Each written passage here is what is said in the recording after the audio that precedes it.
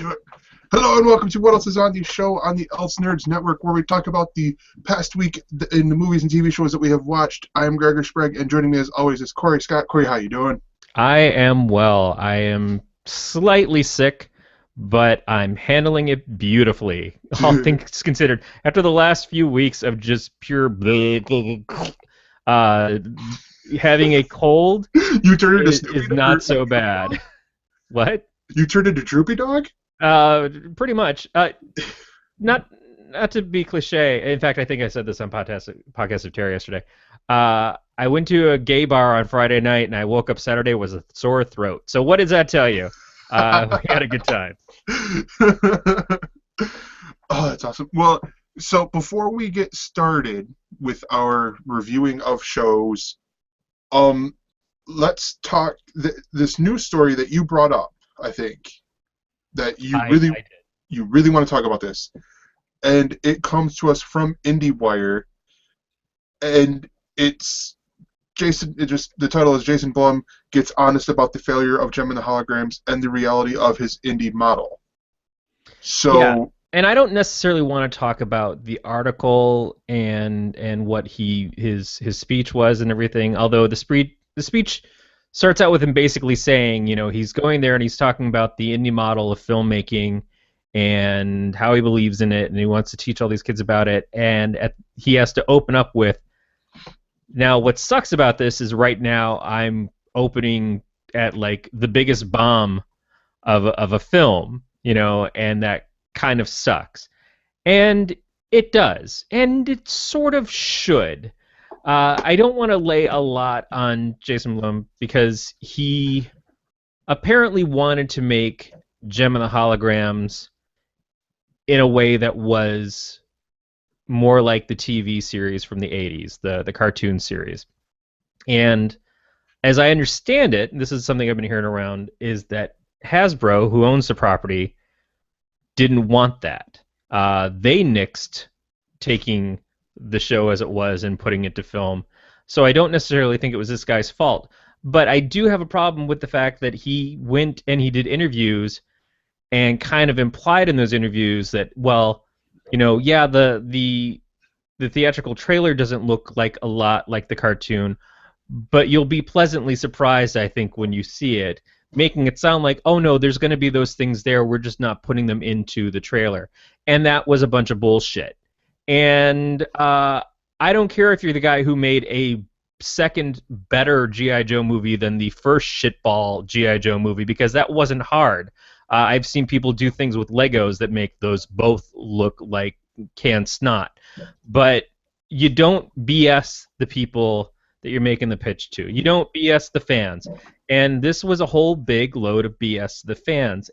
And my problem with it isn't so much that they took a childhood property that I wasn't even a huge fan of. I knew Gem and the Holograms. Strangely enough, I knew it because my best friend watched it, and he was a guy, and he was into the stories. And obviously a lot of the women that I know now as girls watched it, and they were into the stories. And I completely get that. If I had watched the show more regularly, I probably would have more things to say about it.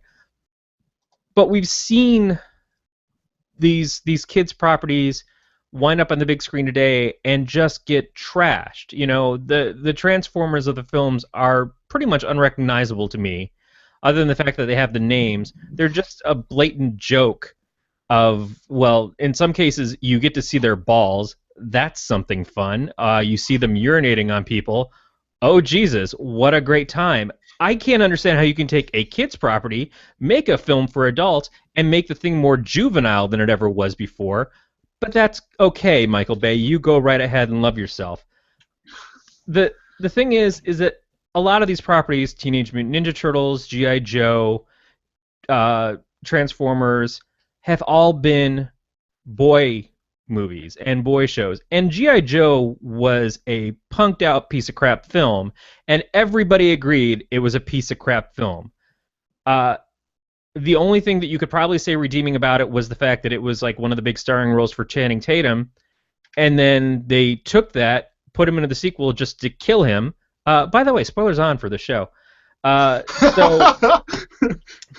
they put The Rock in there. But G.I. Joe being so bad got a sequel and had a huge budget in both cases. You know, maybe not spectacularly huge like a Marvel film or something, but did pretty well with the budget. Transformers very much panned. The first one probably less so because they just somehow got consistently worse, but still really bad movies. Sell a lot of tickets somehow, and the budgets are huge, and they keep coming back and they keep coming back. TMNT. Nobody that I know who was a TMNT fan wanted to see those movies. Wanted to see this movie, this new version of the movie.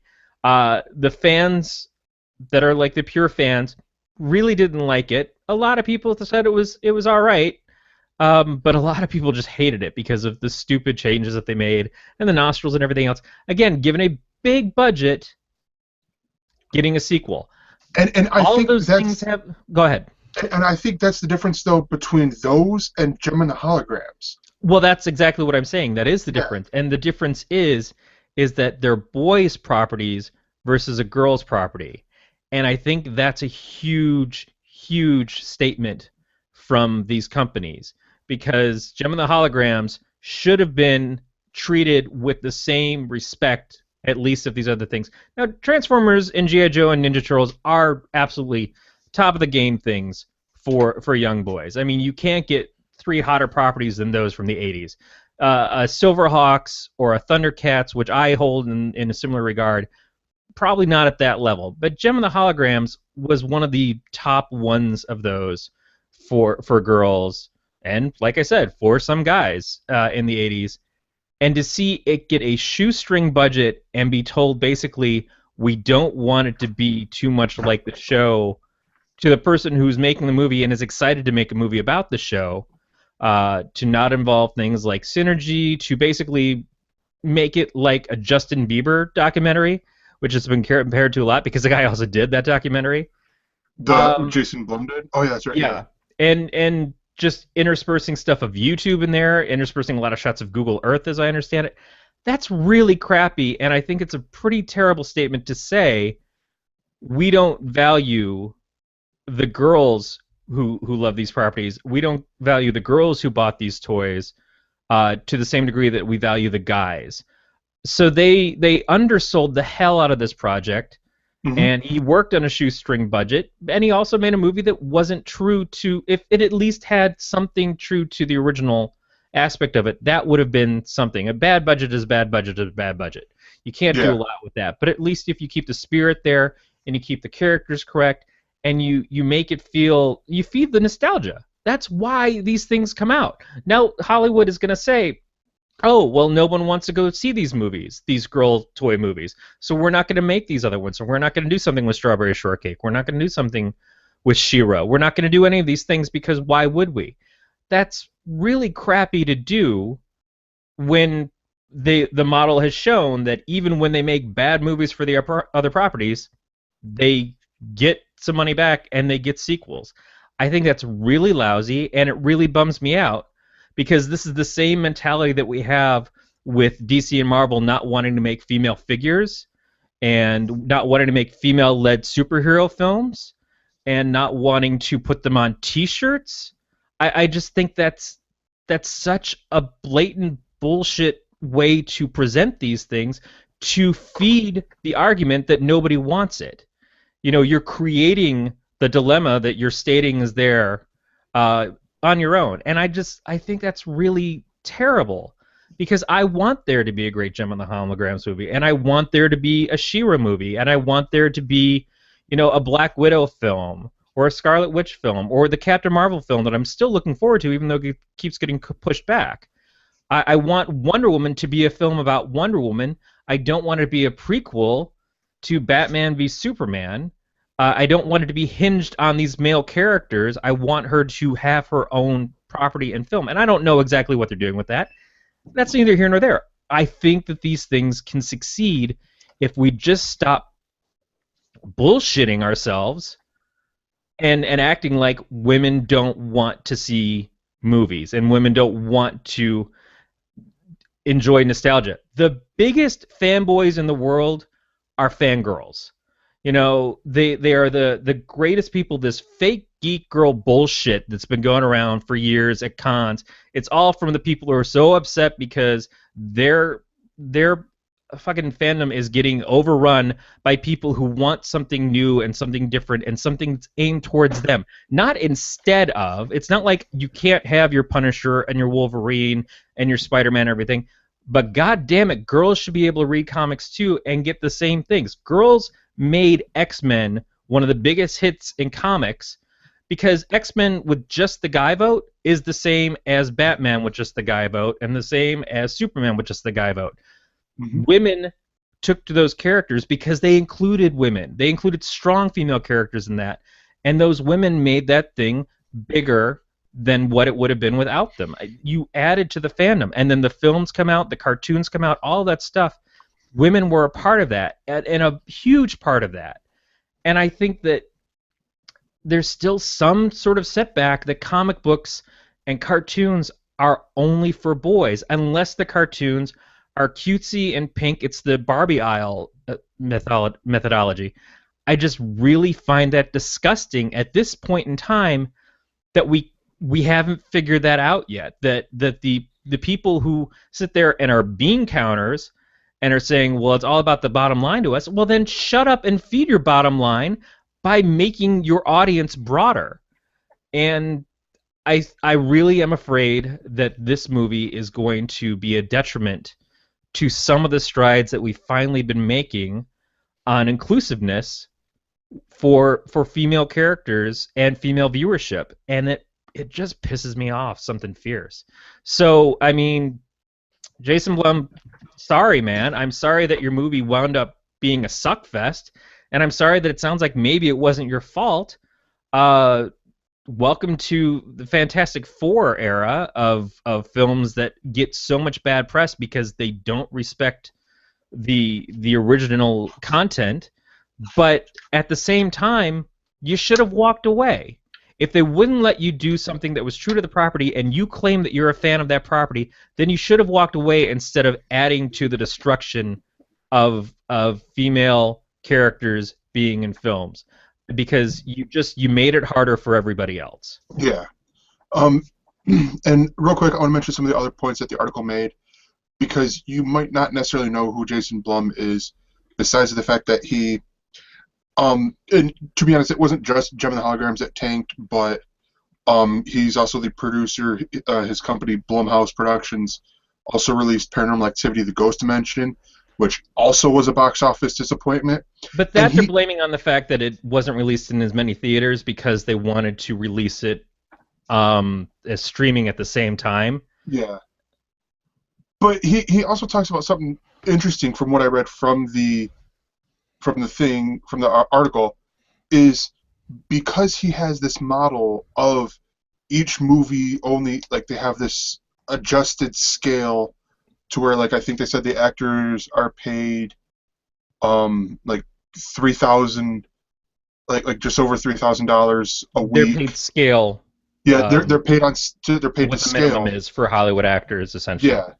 Yeah, and every movie has a budget of $5 million, essentially. They have where Gem and the Holograms might have failed, and the Ghost Dimension or Paranormal Activity: The Ghost Dimension might have failed. There's less of a risk in that way because of the fact that it wasn't like Transformers, which is a $3 billion production, failing. Right, but at the same time, you at least stay true to the source. And we reviewed on Podcast of Terror this week. The episode will be out tomorrow. We reviewed a bunch of short films made by fans. Yes, it is a little bit of a plug. I'm not going to talk about how much we swear on it. Apparently, that's what we're cool about. We reviewed a bunch of short films that are based off of creepypasta stories. And these were all fan-made short films. And some of them, the quality was very sketchy, and some of the quality was actually really pretty good for people who were doing this for themselves, out of fandom, out of trying to be inclusive into something. You know, they took the original stories and they ran with them and they made something. Some of them are actually really spectacular, and I know that those budgets were way low. Now they're shorts. The longest one was probably about 11 minutes, and a lot of them were anywhere from 4 to 6 minutes.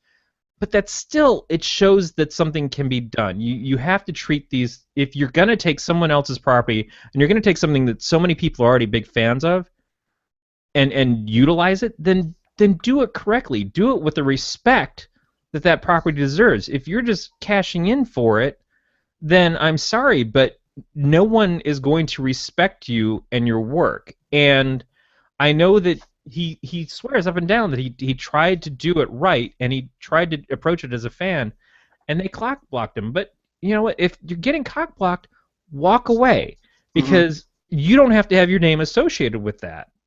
You don't have to take something that you claim to love and take the preciousness and the joy out of it and just do it so it's done. You know, if you're saying that if you hadn't done it, nobody else would have done this movie, well, guess what? We would have been better off if nobody had done this movie. Well, and he also stated other things, like, and I don't want to say, like, make it sound like he's just come up with excuses, but they did, as a production company, they did, I think, like 10 films this year, which is a lot. They did, and it's not just like they're a genre production company. No, they won awards. Like one of the movies that they did is a little film you might have heard of called Whiplash, a movie I freaking love. Yeah, I love Whiplash. So can do better than this. Yeah. Did seem to think this was worth the effort.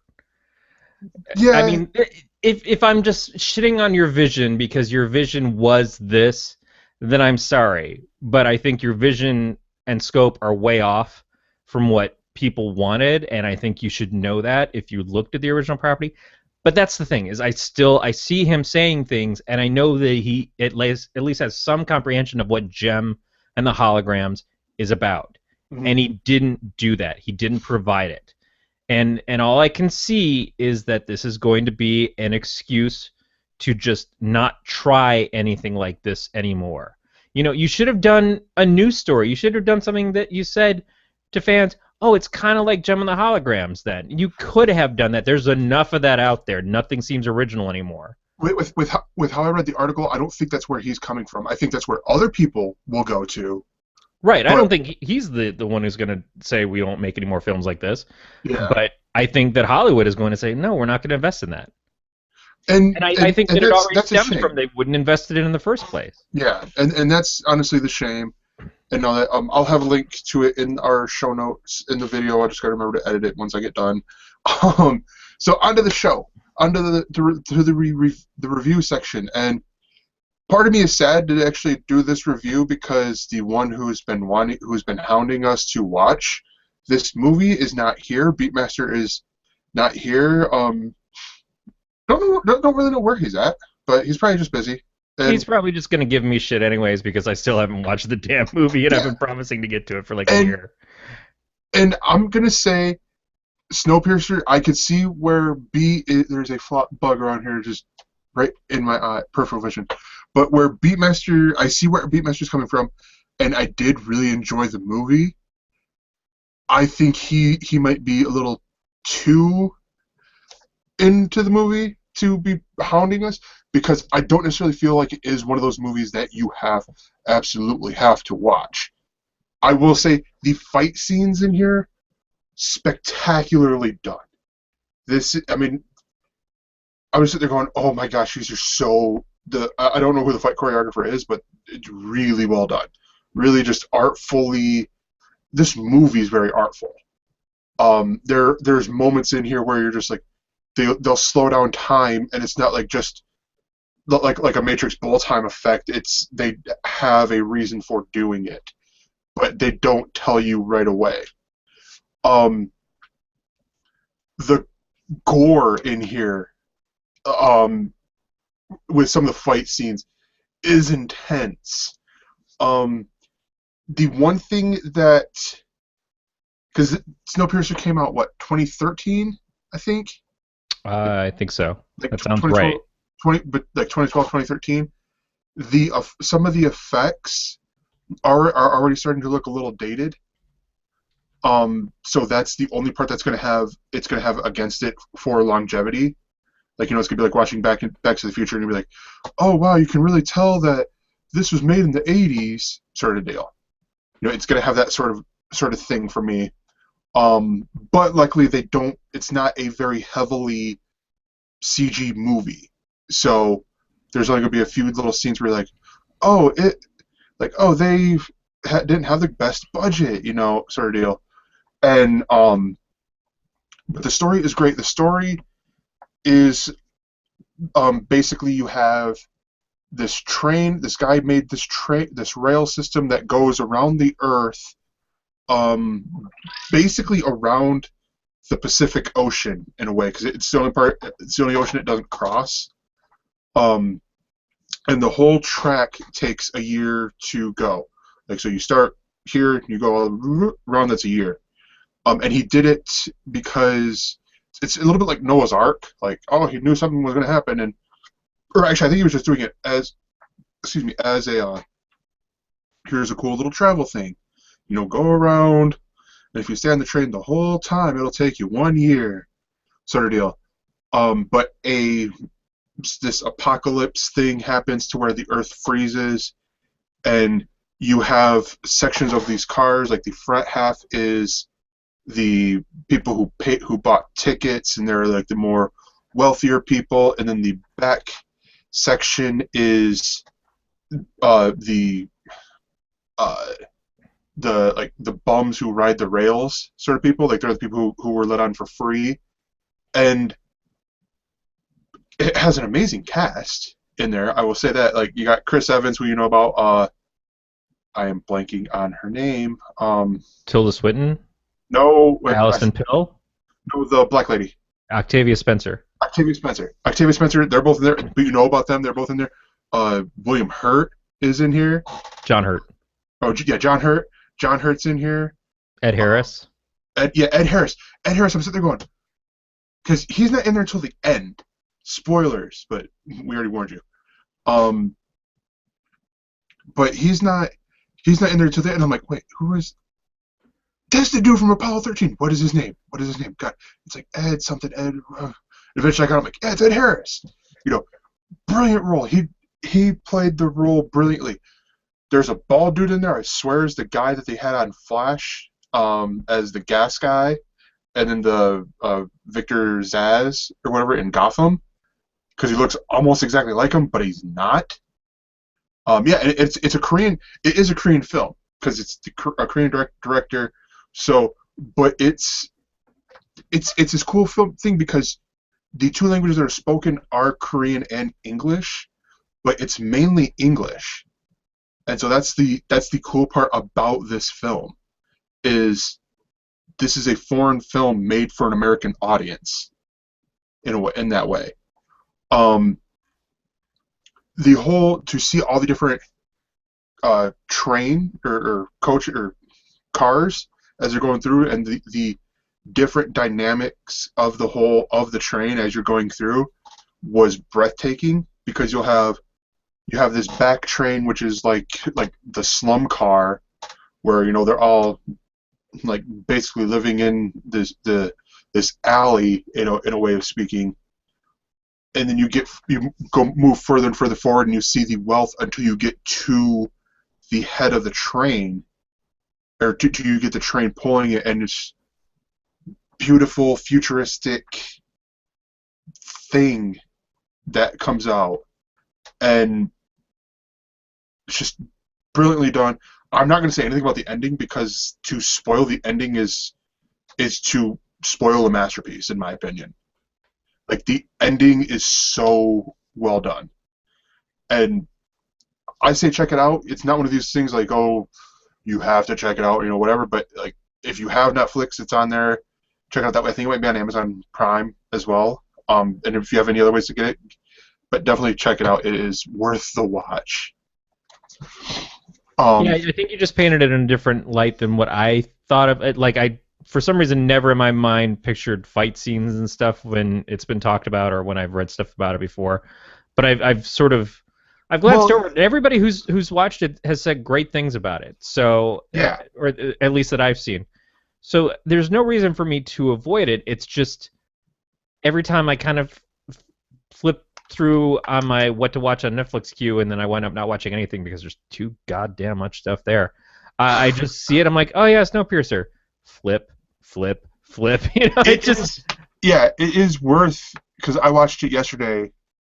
Because I'm like, oh yeah, I gotta watch it because I told Beat I would, and it was well worth the fact that I was just sitting there and I'm like, I was doing it out of a commitment. I'm sitting there going, oh my gosh. But yeah, there are fight scenes in there, but you sort of expect that with the premise of Chris Evans is leading this group of people to try to take the front because they're living in utter horror, like they're living in shitty conditions, and I mean it's freaking awesome to see all this stuff. There's a fight done. There's this one scene in this one car as they're going through a tunnel. It's all in dark, so you go into the view of the enemy because they all put on the night vision goggles, and so you see complete with the HUD that they see, sort of like that has the cross, the little cross marker right there, and all that stuff. And even that, I'm like, this looks cool. And I'm sitting there thinking, was this made for 3D? Because that seems like that'd be a really cool thing to see in 3D. Like, just like I'm actually playing a video game right now, or whatever, because it's sort of what it looked like. And wait, did you say Tilda Swinton was in here? Tilda Swinton, yeah. I have to look up who she played, because when she played who I think she played, holy crap, Tilda Swinton is phenomenal. Tilda Swinton is normally phenomenal, so I have no problem agreeing with you on that sight unseen. I like how the fact that you say, well, I told Beatmaster that I would watch it, so I had to watch it and throw me under the bus like a dick. Thank you for that. No, it was more because I needed something to watch on Sunday, and I'm like, it was either I was going to watch it yesterday or I was going to watch it today while I was writing up starts and stops and all that. And I'm just like, oh, I watch it now because I don't got anything else to do. And who does Tilda Swinton play? My guess is someone androgynous. Oh wow! Holy crap! Holy crap! She plays You'll see this lady come in, who she talks to the lower people. Does not look like at all like Tilda Swinton. Yeah. I thought it was some no-name, like some, well, at least obscure for American English actress. No, that's Tilda freaking Swinton. Holy crap! Acting. Yeah. Yeah. So Snowpiercer. Yeah. So I've got another person telling me to watch it that I'm probably not going to listen to. That's fine. No, see, here's the thing. I don't do it in a way where Beat will do it in a little bit more guilty way because, like, guilty way. Damn it! For all the Beat does for us in this show and in other shows that we enjoy just as fans, Beat is owed. We owe Beat, mm-hmm. and I'm gonna call myself out on being a dick. I'm sorry, Beatmaster. You're a good man, and I should bow to you and respect you more. So. All right, so Corey, you've seen Fargo. You've been watching this. You yes. Watched Fargo. I have not gotten into Fargo, so this is your chance to pull a beat and get on me about not watching Fargo. I know that we talked about Fargo last season because I watched the whole last season. And have you ever seen Fargo the movie? No. Oh wow. Fargo the movie has a lot of similarities to last season. Last season of the TV show started up. I say last season, which was the first season. And I thought it was going to be retelling the movie. And in some ways, they're incredibly similar with some major changes that become more apparent over time. In last season, it followed this one deputy, actually followed several people, but in the main deputy character, she goes and talks to her dad who's working in a diner-type restaurant at night. Her dad used to be a local cop. And in a conversation in one of the episodes, as they're dealing with these murders and stuff that are going on, he mentions an old case that he had many years ago that was also very grisly, and how this thing that she's working on kind of reminds him of that. This season is about that case. So whereas the first season was more of the modern day uh, storyline and everything, but still taking place in the Midwest in that sort of Fargo territory. Everybody's got that cool Minnesotan accent. Uh, this is the character. I forget the name of the actor, but he played. Well, he was on. I believe he was on Dexter for a while. He was dating Dexter's sister. He's an older actor. He's a pretty cool guy, but he is not playing himself in this one. Obviously, this time it's being played by Patrick Wilson. Patrick Wilson is married to Kristen Milotti, who you'd recognize from screwing us in the ending of How I Met Your Mother, and from that A to Z. Yeah, A to Z. The not Manhattan love story from last season. Wonderful actress. Unfortunately, in this one, she's dying from cancer again.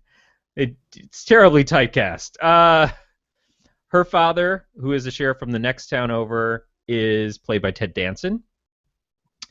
Let's see. We have Michael Weston from Burn Notice is in this. Jeffrey Donovan. Gene Smart, Kirsten Dunst, Fat Damon. That's all I'm ever going to call him. I know his name is Jesse Plemons, but he's Fat Damon to everybody. Brad Garrett is in this.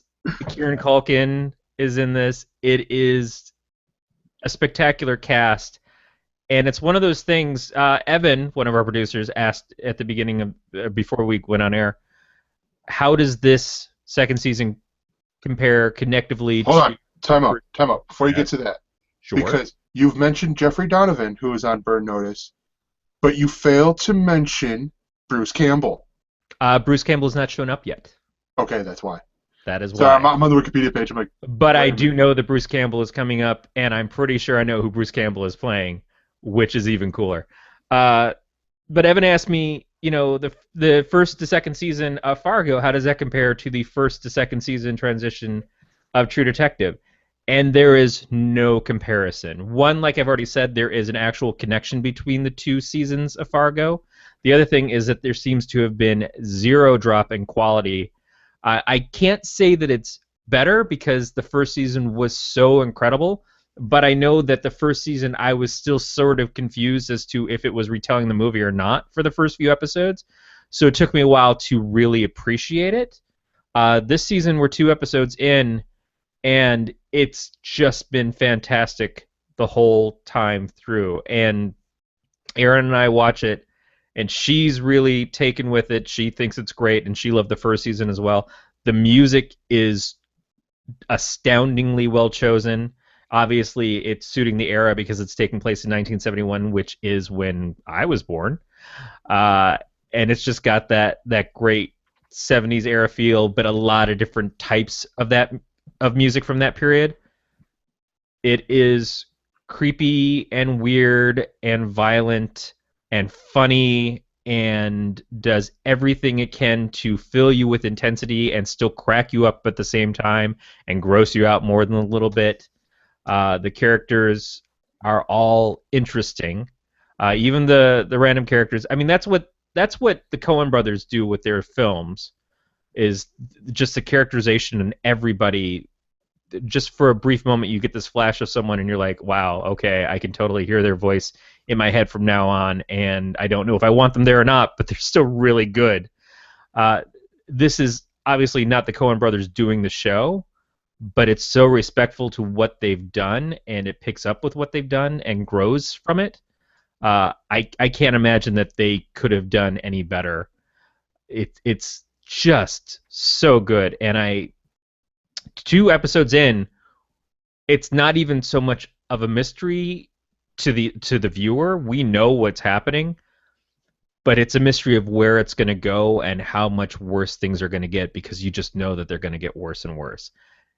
And it's kind of amazing. So I definitely say that you have to see this. Oh, Patrick Wilson is in this. One of the guys who plays one of the sort of Geek Squad ghost hunting guys from Insidious with Patrick Wilson is also in this, which I thought was really funny because I love those guys in those movies. Angus Sampson is playing Bear Gerhardt, and I just like Insidious movies. The first one was really good. The second one not as good, and the third one was also pretty terrible. But anytime those guys, the two Geek Squad guys, are on the screen, I love it. I crack up. All right, so that actually has the perfect transition into starts and stops because it's the end of the month, and with November comes stuff leaving Netflix and coming to Netflix and leaving Netflix, as well as Amazon Prime, including on November 1st, Fargo, the movie. So if you haven't seen the movie, you might want to get on there and watch it if you just heard Corey's review and you're like, oh, man, I want to watch it, but I want to watch the movie first. You really need to see Fargo, the movie. Yes. It is incredible. Peter Stormare is in that movie. I think it was the first thing that I ever saw him in, and now he's a character actor who winds up in so many different things. And he's always just got the right kind of creepiness and tone to him, but nothing like when you first see him in Fargo. And Steve Buscemi, just so good, just so damn good. I can't believe you haven't watched it. It's got everything that I would like. It's got the Coen brothers. It's got this whole cast. William H. Macy. Yeah, it's got all this cast that I like. It's just me being lazy, and I'm gonna have to fix that this week. Yeah. And what else is there? The Saw movies, Saw 1 through 5. I think that's most of them, if not all of them, will be leaving. It seems like a lot of the horror staples that have been on there that were just to like get through Halloween. Shanghai Noon. What is it? And towards the end of the month, on the 22nd, the Steve Jobs Lost Interview will be leaving. But that's enough about the leaving stuff. You might be saying, well, what's coming to Netflix?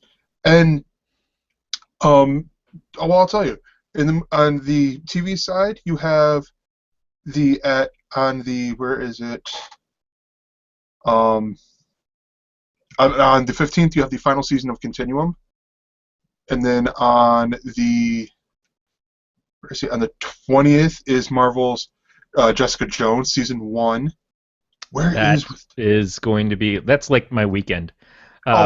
See, but they've done it brilliantly because you have 2 weekends here. Because on the 13th, which is what I was looking for, is with Bob and David season 1, the pretty much continuation of Mr. Show. Yeah. Yeah. So it's like there's 2 weekends right there that we as the show will be talking about more than likely. But there's that stuff that we can talk about later on. Is there anything on the TV side? Not really. In the movie side, there's a movie coming out called Idris Elba Mandela, My Dad and Me. That just sounded interesting. John Mulaney, The Comeback Kid, on the 13th is a stand-up special. Because that's if you look at a lot of my Netflix history is watching comedy specials. And that's it. And then over on Amazon Prime, they have Mr. Selfridge season 3. Man in the High Castle comes out on November 20th, and which is not quite there to get me to rent or pay for Amazon Prime. And then from the 5th to the 12th, they have The Imaginarium of Dr. Parnassus. Fantastic movie. I love that movie. On the 14th, they have Ex Machina, another fantastic movie. And then Evan's asking me a really interesting question. And the answer is yes. Yes, Man in the High Castle and Marvel's Jessica Jones come out at the same day. And then on the 11th, or November 22nd through the 28th, And there will be Kate and Leopold in top 5, which top 5 can be found at many Dollar General stores, including the one I work at. Blatant plug. No, it's just it not necessarily a full blatant plug, but more like one of those things like I'm noticing like, oh hey. But at another one in the back they have a box for Pixels. I had to laugh. Like a full on display box, like, wow. You start off in the summer being released in movie theaters, not doing all that great, but still being released in movie theaters, and it's October, and it's like 3 months after your movie is released. You're in Dollar General and they're bargain bin movies. But that is what's coming out on the streaming side. Let's talk about the rest of the week. Starting with tomorrow, Tuesday, October 27th, on MLB or on Fox, you have the World Series starts at 7:30, and it's like we have pretty much the whole schedule on there, but I'm not going to say all of it because not everyone's sports fans. At 8 p.m. on Esquire, you have the series premiere of Top Chef Canada. And then at 10 p.m. on ABC is the series premiere of Wicked City. Which, if you haven't been watching ABC, you may have missed the previews because they've been playing the crap out of those previews. The crap out of it. On Wednesday at 9 p.m. on NBC is back-to-back new episodes at a special time of Chicago PD, basically stalling before we have the Wednesday night Chicago block on NBC. And then at 10:30 on CNBC, you have the extended cut of The Prophet. It's a 1-hour special presentation. On Thursday at 9 p.m. on Animal Planet, you have the 6th season premiere of Monsters Inside Me, with the episode called There's Something Living in My Knee. And then at 10:30, it's a new episode of Special Time of Watch What Happens Live with Sarah Silverman and Mike Tyson. And then on October 30th and at 12:01 a.m. on Amazon, you have the 2nd season premiere of Gordon McGibbon's Life on Normal Street. And then at 9 p.m. on NBC is the 5th season premiere of Grimm. Just real fast, I don't see it on here, and I don't blame you for not having it, but Matt and I have been discussing this.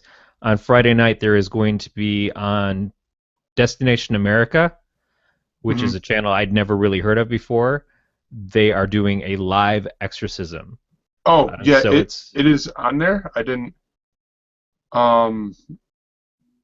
that's Saturday that I think I have it. I think it's supposed to be on Friday that it's happening. That's what my DVR says. Oh, I didn't I didn't put it in there because I'm like, wait, what? Okay. Well, because it's live, it's different times for different time zones. So I guess it's recording at 6 o'clock for me. It's 8 o'clock where Matt is, so it should be 9 o'clock your time. So it's happening live all across the board. Yeah. So you can check that out if you want. But then on Saturday, Halloween, at 9 p.m. on Starz is the series premiere of Ash vs. the Evil Dead, with the episode called El Jefe. And then at 10 p.m. on Sundance is the 2nd season premiere of The Returned. And we're teasing out a lot of stuff here for future episodes. On Sunday, November 1st at 8 p.m. on TNT is the 2nd season premiere of The Librarians. I'm excited for the show to be back because it's this nice little show I can enjoy. I really enjoyed the show, but unfortunately I missed most of the episodes because they were on the DVR that I turned in. So I didn't get to see a lot of the last season. I'm hoping that it winds up on Netflix or something. I haven't seen it pop up yet. Yeah, and then on Comedy Central at the same time, it's a Comedy Central special, Jeff Dunham Unhinged in Hollywood. 9 p.m. on Nat Geo, you have the series premiere of Breakthrough Fighting Pandemics, directed and narrated by Peter Berg. And then AMC has the new 90-minute episode of The Walking Dead. And then at 10:30 to walk you through, didn't intend for the pun to be there, the episode of Walking Dead is a new episode of Special Time of Talking Dead. And also, interesting note with Walking Dead, they will have trailers for Into the Badlands and Preacher. Both series that I'm looking forward to. Preacher because it's a property that I've loved for years. Into the Badlands just because it looks pretty damn cool. Mm-hmm. Yeah, like everything I've seen from Into the Badlands. I'm like, oh my gosh. And in a couple moments, I'm like, is that Timothy Oliphant or not Oliphant? Timothy Olmanson, the dude who played Lassie on Psych Yeah, and plays the king on in Gallivant. Gallivant. Yeah, like is that him? And then I'm like, is that Andy Serkis? Which I think might be the same guy. But and then on Monday, November 2nd at 12:15 a.m. on Adult Swim, you have the second season premiere of Mike Tyson Mysteries. At 8 p.m. is the time slot premiere of CBS's Supergirl. We've already talked about it because we are filthy, filthy pirates. Well, some of us here are more filthier than others, and we have seen the pilot. I've seen it, or most of it, again. Still good. Enjoyed And I it. have it recording on my DVR, so having seen it, that obviously means that Gregor and I both enjoyed it enough to keep watching it. Mm-hmm. Or to watch the pilot again. Yeah, I'm going to watch the pilot again, probably after we're done here tonight. But I'm just saying, I am super excited for the show. Not just because of all the BS stuff that Jim the Holograms that I was talking about earlier, just in general, I find the portrayal of the character so uplifting and so heroic and so everything that I want out of a superhero show. It goes completely in tune with The Flash to me, Mm-hmm. which means if you are watching the CW superhero shows, especially if you are enjoying The Flash, please watch Supergirl. Don't be put off by the fact that it's a female lead. Don't listen to people who've just been critical of it because it's a girl-led show. It so seems like that spirit of a person who's trying to do good and who has powers coming in, and it just jumps right into it. And I think that it's going to embrace the nerdiness in the way that the Flash has. And I've got to say, the more I watch Flash, the more I love that about it. And if they've taken that and they've moved that over to this as well, I can't imagine a better pairing of shows. Yeah, no, definitely. And then real quick to wrap up, starts and stops, because nothing really has changed in Final Curtains. At 11 p.m. on Travel Channel, you have the first season finale of Uncommon Grounds. And like I said, there's nothing at all has changed with Final Curtains. Probably next week I'll see more stuff. And that is it for starts and stops. So I'm going to give one final spoiler warning. We're going to talk Walking Dead. We are going to be If you were on Facebook yesterday, you probably already had this spoiled for you by everybody, or Rolling Stone, or every article that comes out and says this major character died. Click on the article to find out. But by the way, here's his picture in the link. Well, okay. Because we're all assholes and we don't understand how this shit works. This is where I have to give it up for comicbook.com, because I get their emails, because I don't get enough emails during the day, which usually means at work, like 9 times out of 10, while I'm wearing my smartwatch, I'll hear, oh, breaking news, this happened. All right, cool. Whatever, look at it real quick, delete it, done. And they link to that article. But they did the brilliant thing of they showed zombies. They did not show, and I'm being vague to give you time to turn away if you do not want to be spoiled about The Walking Dead. They did not show the person who we don't know what's happened to him. Oops, I said too much. But anyways, so this is the 3rd episode of The Walking Dead, and holy crap, balls McClanahan! I was watching this out in the living room, and I'm sitting there going, what? No, you just did perfect television right there. Like they did that whole part perfectly, because it's like, and we don't know nothing. And so this is it's weird because we have this point where with the first 3 episodes where we're jumping between the 2 groups. We have Rick, Michonne, Glenn, Heath, and a few of the other people, like from Alexandria, that are leading this giant walker group away from Alexandria. Now keep in mind that in that group, sort of, but away from them, are Daryl, Sasha, and Abraham, who are driving just ahead of the zombies to keep pulling them towards this destination farther and farther away from Alexandria. Yeah. So they're with the group in one sense that they're working towards the same goal with them, but they are far enough away from the group that they are not actually in the scenes with them as it's going on. Yeah. Yeah, you have the like the link because they all have walkie-talkies and stuff. But yeah, and then the other side, which was yesterday's or last week's episode, you have the group of Carol, Morgan, Maggie, Coral. Carl, get in the house. They are all in Alexandria, where they fend off the wolves, and they blare the air horn. That is the connector between the 3 episodes. Well, not the wolves blare the air horn. Morgan started out in the first group in the first episode and gets sent by Rick to find out what's going on when the horn starts blaring in the town and causing a mess up of the whole plan. So Morgan then shows up partway through the second episode in Alexandria to help defend the town when stuff has already happened. Yeah. And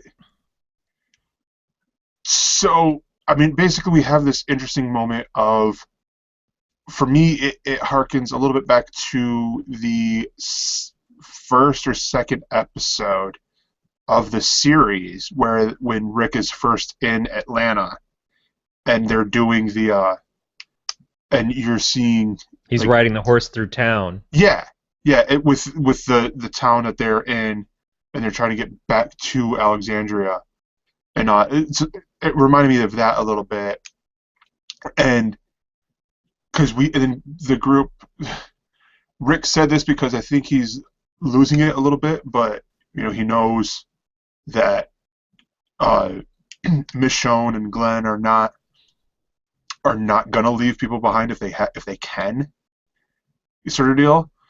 But he's like, yeah, if they can't keep up, leave them. I'm like, okay, Shane, do we shoot the fat guy in the knee? This is we haven't really talked about Rick's journey so far this season. I mean, obviously he's back to being semi-crazy Rick again, which is part of the problem I find with the character, is that he keeps going back and forth between being the good guy, the good leader wanting to protect everybody, and being the guy who's like, I want to protect everybody and I'm willing to kill everyone else to do it. If you can't step up. He's got a Carol mentality, and there's an inconsistency in how Rick acts when they need him to change. Sometimes he believes in one philosophy, and then it doesn't necessarily happen on a dime, but then he spins around and becomes the other philosophy again for a while, and then he goes back and forth. What happened in this episode in the long term could affect the way that Rick is going to act in the future, because it's something that, I mean, we're going to get to it. Losing the people in Alexandria doesn't affect Rick. He doesn't see them as peers. He sees them as sort of cattle that he has to protect. They're not tough. They're not strong enough to stand up against what they need to, and it's a matter of improve or die. And evolve or die, I think, is the X-Men callback to it. And did you watch Talking Dead? I did watch most of it. Okay, so because they were talking about how the Alexandrian way, especially with Nicholas, was if the shit hit the fan, every man for themselves, sort of deal.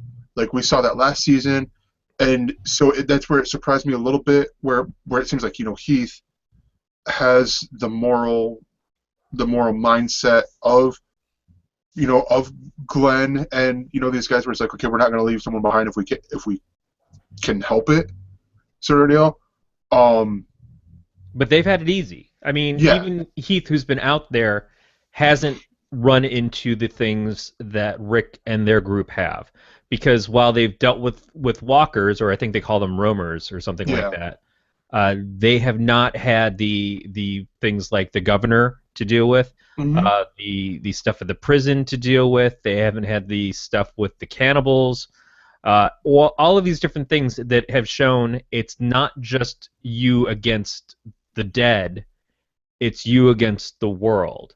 And they've felt incredibly safe where they've been. And I think that what happens with the wolves is it's a wake-up call to everybody else in Alexandria that you think you're protected because you have these gates around you that the dead probably can't get in. And if they do, you can overpower them because they're slow and you can shoot them from afar.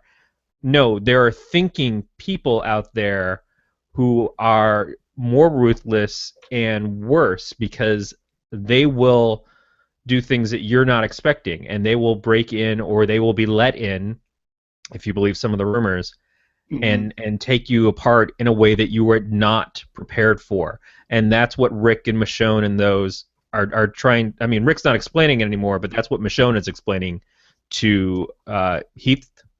Yeah, to Heath. Heath's character, who I really like a lot, actually. Well, Heath is the character. Yeah. The actor played Dr. Dre, I believe, in Straight Outta Compton this past. Yeah. So that's what she brings across is like you think you understand, you think that you're able to deal with this. You haven't dealt with what we have dealt with. And when Rick is saying, if they're holding you back, then you've got to survive. You got to let them go. It's because at the end of the day, these people only have each other to rely on, and they will try to protect the Alexandrians as much as they can, but they can only protect them by letting the weak ones die. Yeah. You know, if necessary. You've got to separate the wheat from the chaff, essentially. And Rick is looking at that strictly clinically. Mm-hmm. I've got a job to do. This is how I'm doing the job. If you were in the way between me and the job, you're out. And everybody who has spoken against Rick has had a bad time of it because they're not willing to conform. They're not willing to step up. Heath shows that he's bothered by the fact that Rick is so willing to let his people die, but at the end, he steps up. And I think the other people that are in his group who are like, we're just slowing you down. You know, let us go. Let us stay here. I think there's some dumb decisions that were made in this episode, but at least they were the ones who were willing to say, you know, I've got a bullet in my leg, or I've got a broken ankle, or I've already been bit. Just go on. You know, we're keeping you back. Yeah. Go on. So I think that, unfortunately, it's like sending your young, strong youth to war, and all your great soldiers who die are usually the best of your populace, and then your populace is weakened because you just killed all the top tier, the people who work out, the people who are strong, the people who have military training. They go off to war and they get killed, and then you're left with the phone sanitizers and the fat IT people and whatever else. So these three people who unfortunately die, they die with the knowledge and the philosophy of like, but it's better if you guys move on. Mm-hmm. And that shows that what Rick is doing is affecting the group. Unfortunately, a lot of that group didn't get to stick around. Yeah. That's too bad. Strength of character doesn't always equal strength of body. Okay. And then the weak ones who just ran away like little bitches got eaten anyways. Yeah. So we've beat around almost upon their feet, was actually here, around the major spoiler of the episode. Do you think Glenn is dead? I don't know. When I watched that scene, did I think that they were killing Glenn? Yes. Did I think that they were taking kind of perverse joy in how they were showing it? Yes. Do I look at it and think that they could easily worm their way out of it? Yes. Would it cheapen the truth of the show? Probably. Here's where I'm coming from as a guy who's like Damon Lindelof, is reading the comic books, is watching, you know, is reading and watching both of these stuff. If this is the way Glenn goes, I feel like they missed a great opportunity from the comic book to bring over. Like that's one of the big things I love is when you have like the introduction of Rosita, Eugene, and Abraham, which is like almost looks like they took out have this mystery copy machine thing that you copy the image and it becomes real life. It looks like they did that with them from the comic book, and they're missing, and I'm not going to say exactly how it is because one, you can figure it out yourself. They've had 148 issues, I believe, is what they're at right now of the comic book. But with how Glenn dies in the comics, I feel like you would have more of a reaction there from the people, and you had in the comic book, you did, than Nicholas kills himself landing on top of Glenn and pulling Glenn down into what was already a very bleak moment. Yeah. I don't necessarily disagree with you. At the same time, everybody expects that moment. Everybody who's familiar with the comics or has heard the stories is expecting that moment, and it was a joke on at midnight by Robert Kirkman, which was an effective joke because Maggie just was like gonna shoot Kirkman in the head at that moment. Sorry, Kirkman, you look like you were hungry for flesh. Had to do it. I think that is an expectation, and the show wants to break us from those expectations because it wants people to keep reading the comics, but it wants people to watch the show with different thoughts and knowing that different things can happen. That's why Andrea is dead on the show. That's why Judith is alive on the show. That's why Carl still has two eyes on the show. They've changed. That's why Rick has two hands. Yes, they change where things happen, whom they happen to. They change characters by saying, okay, well, here's this one character, but who they are in the comic, we're actually going to apply it to this other character here on the program. All of those things do, and I don't think that there's any way that they could have killed Glenn that wouldn't affect viewers, because Glenn has been there. I'm not talking about affecting viewers. I'm talking about affecting in the best way. Affecting Maggie, affecting everyone else, because not right now, and this is ignoring Scott Gimple saying we're going to see Glenn in some way, whether it be a flashback, okay, whatever, or we see him as a walker. Or pieces of him, as they said. Or piece in some sort of with part or whatever.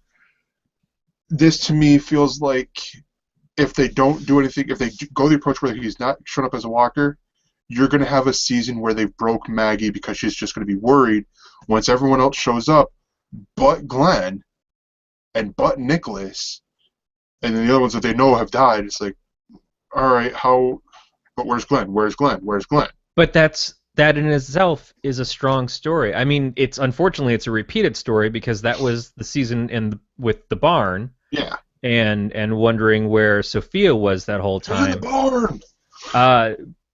But if we never get the answer, that's something that is reasonably likely to happen in this world. Is people go off and you don't know that you'll ever see them again. And I feel that there's a realism to that. I believe that that's honest if that's the story. Is that more honest than Glenn surviving? Is that more honest than Glenn getting beaten in the head? I don't think it matters because at the end of the day, it's loss, and it's a long-suffering loss. People, I am friends with somebody who I know from high school, sort of, and more from getting to know her more on Facebook. She had a family member just disappeared, and there was a long time of not knowing, and that not knowing is torturous. That is something that you can't fathom, getting up every day, trying to go to sleep every night, and just wondering what happened. You just want the truth by the end of the day. Whatever it is, knowing that it's probably the worst. It can't be any worse than what you are already imagining. And I think that that's something that can lead to some great storytelling with Maggie and with the rest of the group if they let that happen. I don't want that to happen because I loved Glenn as a character. I loved Steven as an actor. I want to have his presence still on the show. I like him and Maggie together. At the same time, I'm going to be totally honest here. Before the show started, we were watching Fargo, and then we watched Walking Dead. When Fargo was ending, Erin looked at me and she's like, "This show is so good. It's so much better than The Walking Dead." Because she was kind of dreading that the show was about to start. And I said, "Are you not enjoying it?" She's like, "It's fine." And I said, excitedly, "We don't have to watch it. We have the opportunity to stop watching the show. I've been on this track for a while. I watch The Walking Dead not out of joy anymore, but out of repetitiveness, out of like we've talked before about reading a comic past the time when the comic's any good, but you keep reading it because it's a character that you like, and you're like, well, maybe they'll get someone on here who's better at some point. I don't think the show is gone downhill, but I think my time with the show is burning me out because it doesn't stop. And I'm just like, baby, we can skip it. We can leave this behind. We don't have to watch it. She's like, no, we have to watch it. No, goddammit, we don't. But we watched it. And she's like, I think somebody's going to die tonight. I'm like, I know somebody's going to die tonight because unfortunately I had the story spoiled by a news story earlier in the week. And I knew exactly what was going to happen. They were still treating it like a rumor, and they were like, is this really going to happen? Yeah, it probably is. So I didn't have an emotional attachment to it, other than the fact that I don't want to see the guy go. Yeah. And I don't have an emotional attachment to it if he comes back, because at this point, it's hard to be emotionally attached to these characters or the show. One, because of the wishy-washy nature of Rick, who is the lead of the show, and a lot of people just want him to die to get him out of the way, because some of the things that were cool about him have been transferred over to other characters in better ways, and they aren't so back and forth. And also just because you can't keep investing in something endlessly and not ever get the change or the finality of it. And so if Glenn's story is done, at least Glenn's story is done. If he was my favorite character, I would be like, good, I know I'm out now. He's not, but he's certainly a character that I've loved and wanted to see continue on. Wanted to see at the end game, whatever that may be. But I don't know. I don't know that there was a right way or a good way or a better way that this could have been done. I think that in the idea of the bad decisions made, because there were quite a few in this episode, by Glenn that I wouldn't see him making. For instance, trusting a guy who has endlessly been just a mistake after mistake after mistake, who's tried to kill him and not seemed very sorry about it, and was never good at leading a group because he let people in his group die. Why would Glenn keep putting him in charge of the decisions to keep him alive, especially as he's saying the whole time, I've got a wife to get back to. Yeah. You know, I'm trying to keep everybody together, but why is he listening to this dude? It just seemed way off. So I felt that, yeah, that all really sucked. But in the situation of we are surrounded, we are on this one big thing, one guy is going to say, I'm out. Because we already know that his character can't take it. He cannot handle this. He's got essentially PTSD in a situation that never gave him a chance to recover. I think that it makes a certain degree of sense that that would be something that could happen to Glenn. That he's so shocked that this guy just offs himself and wasn't prepared for it that he slips off the box with them and goes down into a unwinnable situation anyways. There may have been some magic way out, and there may still be a magic way out for the show for him. I feel that might be dishonest. On the other hand, the part of me that has hope says, do it. Just bring the dude back. But I can't say that it would ring true. Let him go off into the distance then. The only thing that makes me think that he's going to come back, really, They didn't have him on the Talking Dead after. Yeah. I don't know, but that just about wraps it up here for us. Because I mean, what else is there to talk about? You could. Hey, well then let's talk about format for a second. Yeah.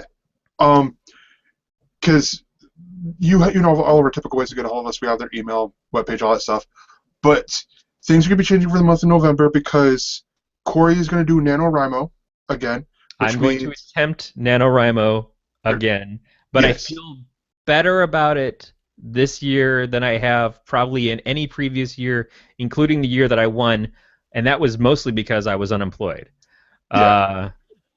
But I have a plan, and unfortunately I have found that to make any kind of headway on writing, as much as I love doing this show, and I would come and do this show just to shit talk for an hour every week, there is a lot of work that goes into the show, as ridiculous as it is, because the work is sitting and watching movies and TV, which is fun, which is why we were doing this in the first place. It's why we met up with Glenn and Dave when they were doing the original version of the show.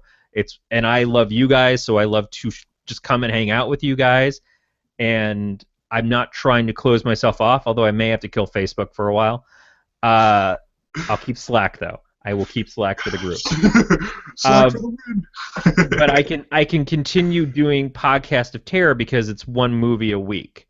I can't do a show where I have to watch 5 or 6 shows every week and keep up with them in my head while I'm trying to write 2,000 words, a little under 2,000 words a day, and work a job and, you know, spend some time with the fucking loved ones. I honestly do like to spend time with. Unfortunately, a lot of the time that I spend with them is in front of the TV. So I am terribly disappointed that I can't be on the show over the month of November, but I am genuinely super, super excited about what it sounds like is going to go on in my absence. Yes. And I'm more than a little jealous. Here's the one thing, because I will ask you this. Are you going to watch Ash vs. Evil Dead? I am. Okay. So, here's my proposal to you. You could come back 2 weeks from now, because I'm going to try to get Matt to come in and replace you then, and all you talk about is that, and it's like a special Podcast of Terror edition of What Else Is On, but with this knucklehead in there as well. Let me give you fair warning. Apparently, we are terrible people on the Podcast of Terror. Hey, I will give you fair warning. I'm sitting there about ready to go onto the Facebook page and be like, okay, you realize What Else Is On is going to give Podcast of Terror a run for its money if this episode is any indication? Do you listen to Podcast of Terror? Yes. Yeah, shut up. It's okay. You're not our audience. It's not the highest level of smut that I've ever gone to, because unfortunately for my loving, happy friends who I adore, the D20 podcast has gotten to the worst of the worst of the worst. Dreg the internet for that slime. It's good times. I love it, but a lot of people probably should never hear it, and probably better shouldn't know that I'm associated with it, even though it's mostly me. But the cool thing with this I'm not saying anything said about Podcast of Terror in recent episodes of Sci-Fi Geeks Club is incorrect.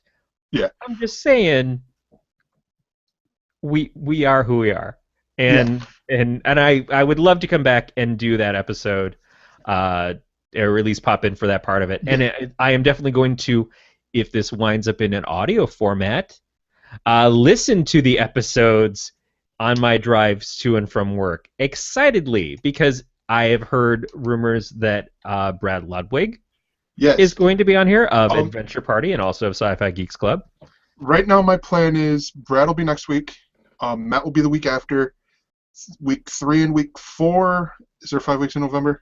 Oh God, I wish there was. I don't think there is, but I wish there was, because it would make things so much easier for writing. No, there are 5 Mondays in November. Oh, okay. So nice.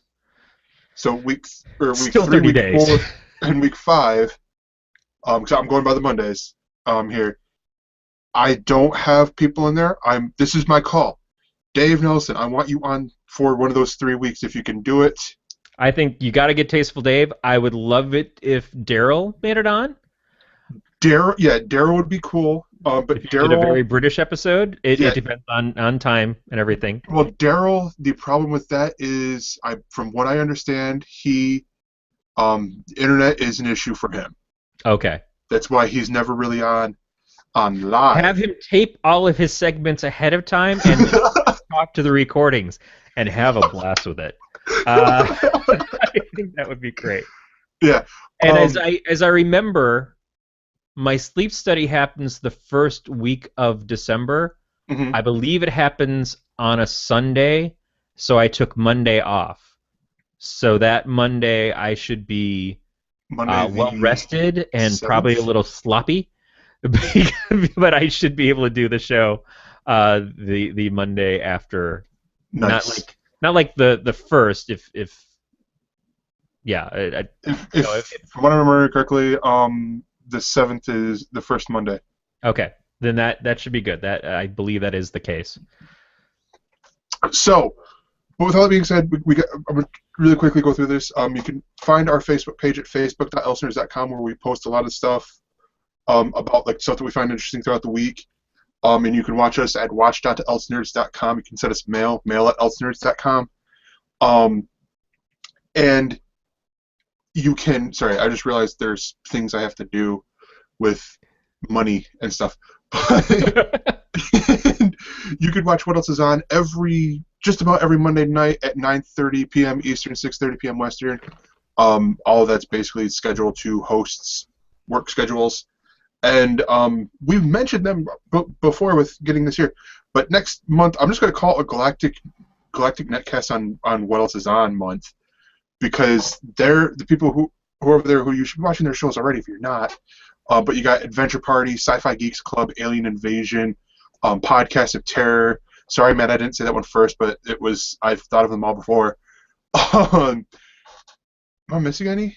Yeah, you're missing Weird World Weekly, World Weekly, and then the Alien Invasion podcast. Yeah, actually, here's the thing. Because we mentioned I said Alien Invasion, but we mentioned Daryl, and he's doing right now while Doctor Who's airing. He's showing he's doing his review of them for Who Knows. Yeah. So if you want to hear super smart man talk about Doctor Who, watch or listen to that. You can find smart and entertaining. Yes, exactly. You could find that all at gncasts.com. That's gncasts.com. You can also find the audio versions of their shows through iTunes or Stitcher in their mega feed or singular episodes. If you're just interested, if you like sci-fi stuff more than you like horror stuff or whatever, in which case, screw you. All right. But no. So all that's left to be said is this has been a Don't Tell Gwen production. We will see you guys next time. Take care, everyone. I won't. Yeah, I'll see you guys next week. Corey, he'll be gone.